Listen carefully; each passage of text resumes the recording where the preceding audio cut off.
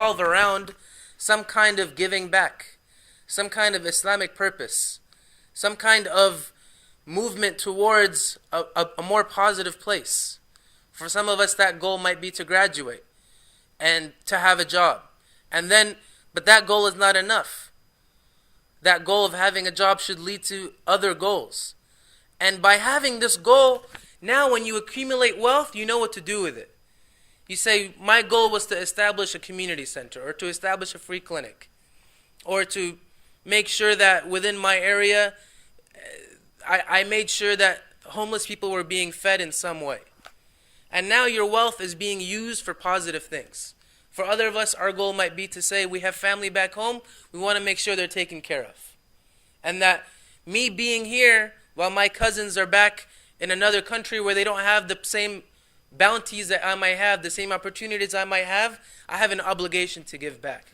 Having this purpose gives your wealth an opportunity for reward, better than one that can take you over.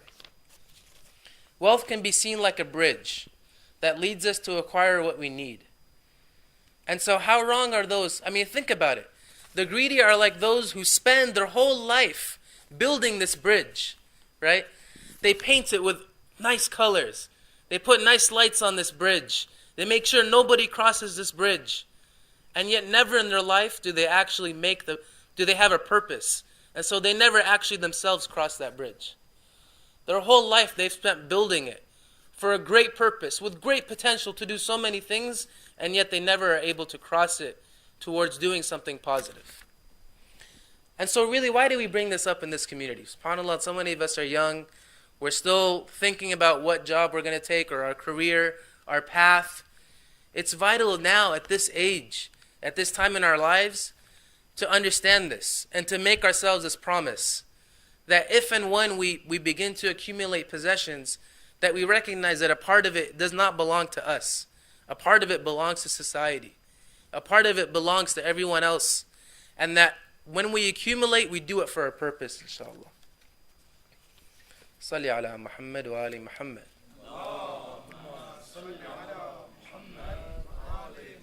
So what are the social effects of greed and miserliness? The Prophet, Amir al-Mu'mineen alayhi salam says, Allah the Glorified has fixed the livelihood of the destitute, the livelihood of the poor, within the wealth of the rich. Consequently, whenever a destitute remains hungry, it is because some rich persons have denied the destitute their share. This is a serious hadith. It's a serious hadith for all of us, subhanAllah, because we live in one of the wealthiest, one of the richest countries in the world. And we live in a time where reports are saying 1.3 billion people go hungry each year. And so what did Amir al-Mu'mineen alayhi salam say? He says, Allah has fixed the livelihood of those 1.3 billion people within the wealth of the rich. And whenever somebody remains hungry, it is because some rich people have denied them their share. And so we have to ask ourselves, where do we fall here? Do we have material possessions that are greater than those in the world? And if so, how are we either A, helping to feed those people, or B, denying them their share? This is a serious obligation that we have. And this is what can happen from the greedy. The greedy person throws off the proper balance of wealth. Rather, it's okay to be rich. It's okay to be rich. Let's put that out there. And I'll put that as a groundwork, inshallah. It's okay to be rich, but being rich has an obligation to recycle your wealth to those around you. And so the greedy person breaks that chain, breaks that message. Rather than the rich recycling their wealth through charities, through spending their money, they hoard it and deprive others of this wealth. They think about, how can I accumulate more, and how can I take more from those around us? And so this creates imbalance in society. And this creates a situation that we see today, brothers and sisters. And so let's not confuse this desire for excellence, for advancement, for wanting to have a successful career, a positive career, with greediness and miserliness. Because what differentiates the one from the other? It's what they do with their wealth, what they do with their possessions, and how they recycle it back to everybody else, back to those around them who are more destitute. The Holy Prophet sallallahu alaihi wasallam says, "He who is regardless of those he must feed is cursed again, and very much cursed." And so, the message here is, you get satisfaction, you gain satisfaction by helping others. And that might sound like an extremely simple, an extremely basic thing to say. And extremely, well, I knew that walking in the door, what did I learn today? But really, it's something that we lose sight of so many times. Where we come home and we tell our loved ones, I don't feel good. I don't feel happy. I don't feel like I'm doing the right thing.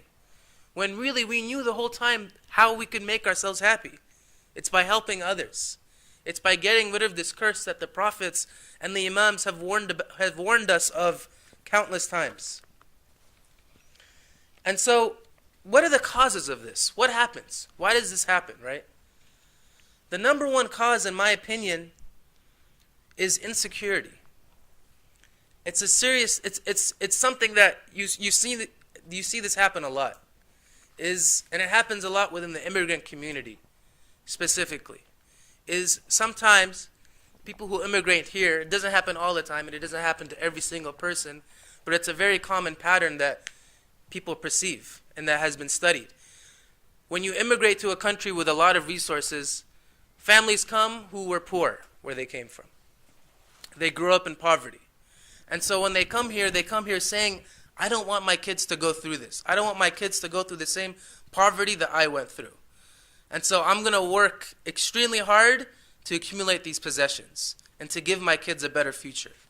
And somewhere in there, the wires get crossed to where what was once a noble goal to provide for your family simply becomes, I need to accumulate wealth because I don't want to be poor again. I can't give away this money. If I give away this money, XYZ begins to pour in your head. Oh, I can't give to that masjid. I can't give to this charity. I can't give to this cause. What's going to happen if tomorrow I lose my job? Or what's going to happen if tomorrow, who knows? I get sick. I lose my leg. I go insane. Who knows what kind of weird things people put in their head to give them insecurity. That insecurity, brothers and sisters, has to be removed. And it's only removed through iman, through faith in Allah subhanahu wa ta'ala. That we have a protector, that we have someone who's looking over us, and that when we give, it's for our benefit. When we give, it's an investment in our lives.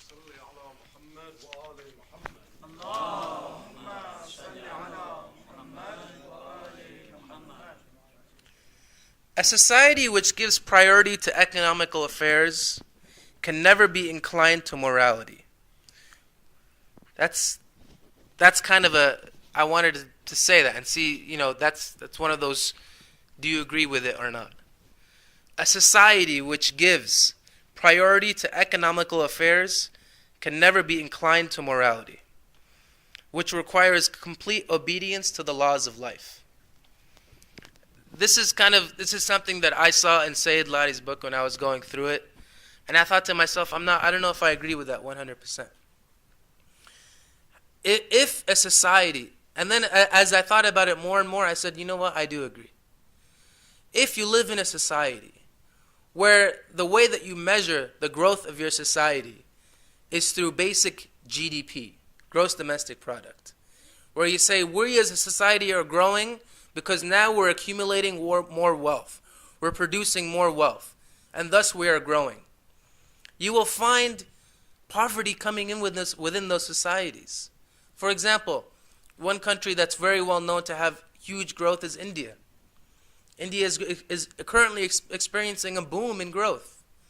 And yet at the same time, there are many studies happening about how the slums of India are becoming some of the worst cesspits of poverty and oppression in this world. And yet people say, but we're growing. Our society is growing. Our GDP is growing. We're booming, quote unquote. And so let's not fall into that trap, brothers and sisters, of thinking the way that we as a community, the way that we as a society grow is merely through the accumulation